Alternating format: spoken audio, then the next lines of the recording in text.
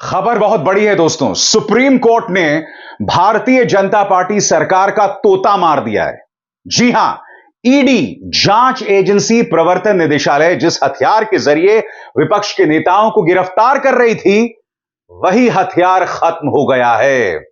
आपको पुरानी कहानी याद है, राक्षस और तोते वाली? बिल्कुल वही हुआ है दोस्तों। तोता मर गया है और राक्षस का मरना भी अब तय है। सुप्रीम कोर्ट ने क्या फैसला सुनाया है दोस्तों, जिसकी चर्चा करना जरूरी है। सरल शब्दों में कहा जाए तो यह फैसला यह कहता है कि आगे से ईडी की हिरासत में कोई भी आरोपी जो भी गवाह देगा, ध्यान से सुनिएगा, ईडी और पुलिस की हिरासत में जो भी कोई गवाही देगा, अदालत में उसे सबूत नहीं माना जाएगा। यानी कि इससे पहले क्या हो रहा था, किसी भी गवाह को बरगलाओ, दबाव बनाओ, वो गवाह जो है विपक्ष के नेताओं के खिलाफ बयानात देते थे और उन बयानात के आधार पर उन्हें गिरफ्तार कर लिया जाता था। और आपके सामने ऐसी ढेरों मिसाल हैं। अरविंद केजरीवाल, के कविता, मनीष सिसोदिया, संजय सिंह। यानी कि गवाहों ने जो बयान दिए, आरोपियों ने जो बयान दिए, उनके आधार पर इन बड़े बड़े नेताओं को गिरफ्तार कर लिया जाता था।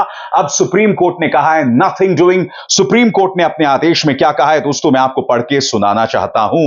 We have no hesitation in holding that when an accused is under custody under PMLA irrespective of the case of which he is under custody, any statement under section 50 to the same investigating agency is inadmissible against the maker.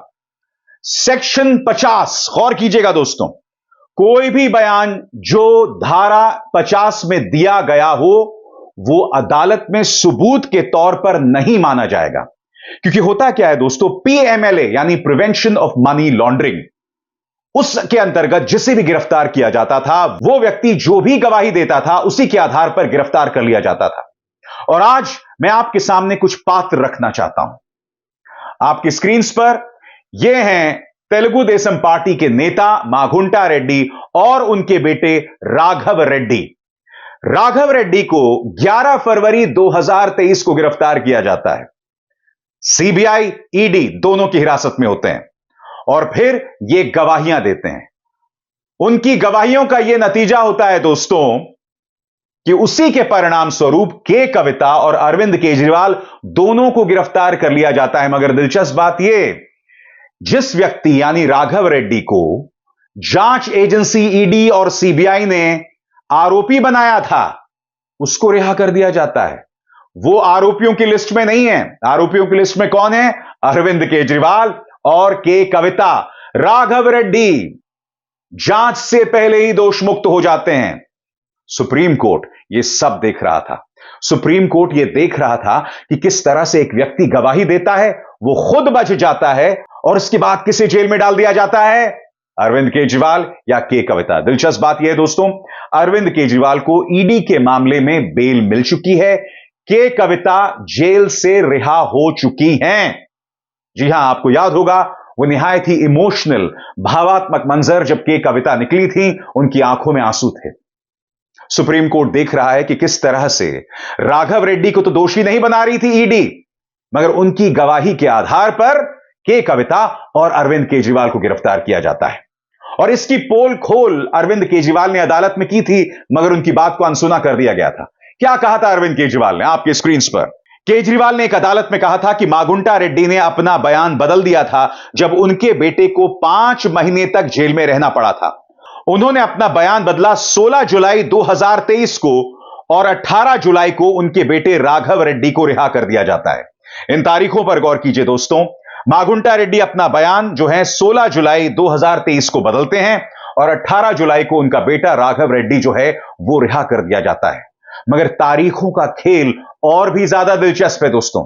पर्दे के पीछे की जो कहानी है वो और भी ज्यादा शॉकिंग है, और वो कहानी जब आप सुनेंगे तो आपके होश उड़ जाने वाले हैं कि भारतीय जनता पार्टी आज से नहीं, पिछले साल से प्लानिंग कर रही थी। तो चलिए तारीखों के खेल पर गौर करते हैं। 11 फरवरी 2023 ये वो तारीख है जब माघुंटा रेड्डी का जो बेटा है राघव रेड्डी, उसे गिरफ्तार किया जाता है। जी हां, उसके बाद जैसे कि अरविंद केजरीवाल ने बताया, 16 जुलाई 2023 को माघुंटा रेड्डी अपना बयान बदल देते हैं और 18 जुलाई 2023 को उनके बेटा रिहा हो जाते हैं। मगर बात वहां नहीं रुकती। अब आपको गौर करना पड़ेगा एक और तारीख पर। इस खबर पर गौर कीजिए। Andhra Pradesh Ongole MP Magunta Reddy resigns from YSR Congress, और इस तारीख को देखिए 28 फरवरी 2024। यानी कि होता क्या है, बेटे को पहले गिरफ्तार कर लिया जाता है। यह दबाव लगातार माघुंटा रेड्डी पर था और उसके बाद वो माघुंटा रेड्डी जो वाईएसआर कांग्रेस में थे, वो फरवरी 2024 में वाईएसआर कांग्रेस से इस्तीफा दे देते हैं और किसमें शामिल हो जाते हैं? टीडीपी में। और टीडीपी तेलुगु देशम पार्टी जो कि सहयोगी है बीजेपी की, वहां से उन्हें टिकट मिल जाता है। तो इस पूरे खेले को समझिए दोस्तों। राघव रेड्डी को सिर्फ इसलिए गिरफ्तार नहीं किया जाता है क्योंकि उनकी गवाही के बाद अरविंद केजरीवाल और के कविता जेल जाती हैं, बल्कि राघव रेड्डी को इसलिए भी गिरफ्तार किया जाता है ताकि माघुंटा रेड्डी वाईएसआर कांग्रेस से इस्तीफा दें और भारतीय जनता पार्टी के खेमे में शामिल हो जाएं। और आप जानते हैं दोस्तों, आंध्र प्रदेश में वाईएसआर कांग्रेस सत्ता से बाहर हो गई थी और चंद्रबाबू नायडू मुख्यमंत्री बन गए। और यही नहीं, लोकसभा चुनावों में भी भाजपा और तेलुगु देशम पार्टी के गठबंधन को छप्पर फाड़ सीटें मिली। अब कल्पना कीजिए दोस्तों, अगर यह सब ना हुआ था तो क्या आंध्र प्रदेश में भाजपा को इतनी सीटें मिलती? यह मत भूलिए। आपके स्क्रीन पर यह हैं चंद्रबाबू नायडू। चंद्रबाबू नायडू की पार्टी को भाजपा ने राज्यसभा में तोड़ दिया था अपने पिछले कार्यकाल में, मगर बावजूद इसके चंद्रबाबू नायडू भाजपा की गोद में जाकर बैठ जाते हैं। यानी कि चंद्रबाबू नायडू के भी कुछ ऐसे राज हैं जो भाजपा के पास हैं, जिसके चलते वो भाजपा खेमे में शामिल हो गए। यानी कि सारा खेल ब्लैकमेल का दिखाई देता है दोस्तों। दबाव बनाओ, डराओ, क्योंकि प्रक्रिया ही सजा है। आप देख सकते हैं लोग कई सालों से जेल में हैं, उनके खिलाफ चार्जशीट तक दाखिल नहीं होती है, मगर उन्हें जेल में डाल दिया जाता है। अब यह जो सुप्रीम कोर्ट का फैसला आया जिसमें कहा गया है कि सिर्फ गवाही के आधार पर, जो आप सेक्शन 50 के अंतर्गत लेते हैं, उस आधार पर और उस गवाही को सुप्रीम कोर्ट में सबूत नहीं माना जाएगा। इसका मतलब अब आगे से अरविंद केजरीवाल के कविता गिरफ्तार नहीं हो पाएंगे। यही बात अरविंद केजरीवाल कह रहे हैं कि एक चवन्नी मेरे घर से नहीं निकली। यही बात आम आदमी पार्टी कह रही है। सुनिए क्या कहा था मार्च को आतिशी मरलेना ने कि एक पैसा नहीं मिला है, फिर भी इन लोगों ने गिरफ्तार कर लिया। सुनिए।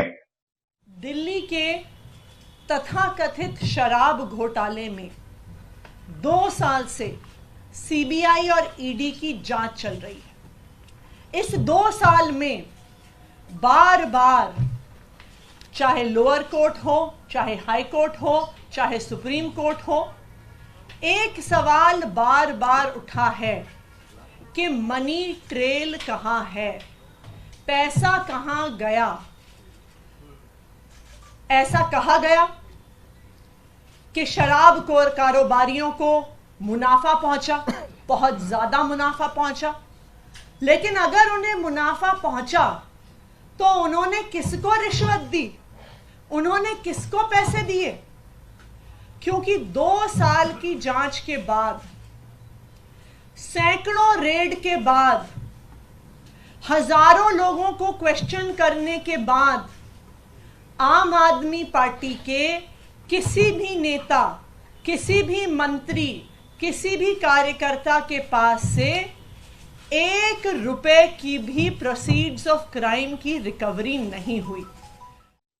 तो देखा आपने दोस्तों, एक पैसा नहीं, फिर भी गिरफ्तारी। क्योंकि जैसा कि आतिशी कह रही थी, कई जगहों पर ऐसे वीडियोस आते हैं जब लोगों के घर में ढेरों पैसा मिलता है। आपको याद होगा पश्चिम बंगाल में टीएमसी का वो नेता जिसके घर से करोड़ों का कैश मिला था। इस तरह की कोई भी तस्वीर आम आदमी पार्टी के किसी नेता के घर से सामने उभर कर नहीं आती, मगर सिर्फ इसलिए कि राघव रेड्डी ने अरविंद केजरीवाल के खिलाफ गवाही दी तो शराब घोटाले में उन्हें गिरफ्तार कर लिया जाता है। यह अपने आप में बहुत शॉकिंग है ना। और सबसे बड़ी बात, राघव रेड्डी जो इस मामले में आरोपी था, उसे रिहा कर दिया जाता है। वो अब आरोपियों में शामिल नहीं था और सुप्रीम कोर्ट ने इसी बात पर तल्ख टिप्पणी की थी। सुप्रीम कोर्ट ने कहा था कि आप किस आधार पर आरोपी को रिहा कर देते हैं, आप किस आधार पर एक आरोपी को गवाह बना देते हैं और किस आधार पर आप किसी को गिरफ्तार कर लेते हैं।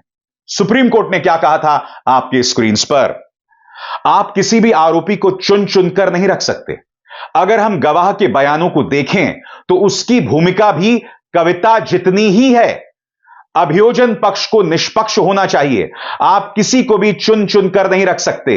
यह कैसी निष्पक्षता है? कोई ऐसा व्यक्ति जो गवाह होते हुए भी खुद को दोषी ठहराता है। बहुत निष्पक्ष और उचित विवेक चाहिए। आप जितना बहस करेंगे उतनी ही टिप्पणियां आप हमसे आमंत्रित करेंगे। इसलिए मैंने कहा दोस्तों, प्रक्रिया ही सजा है।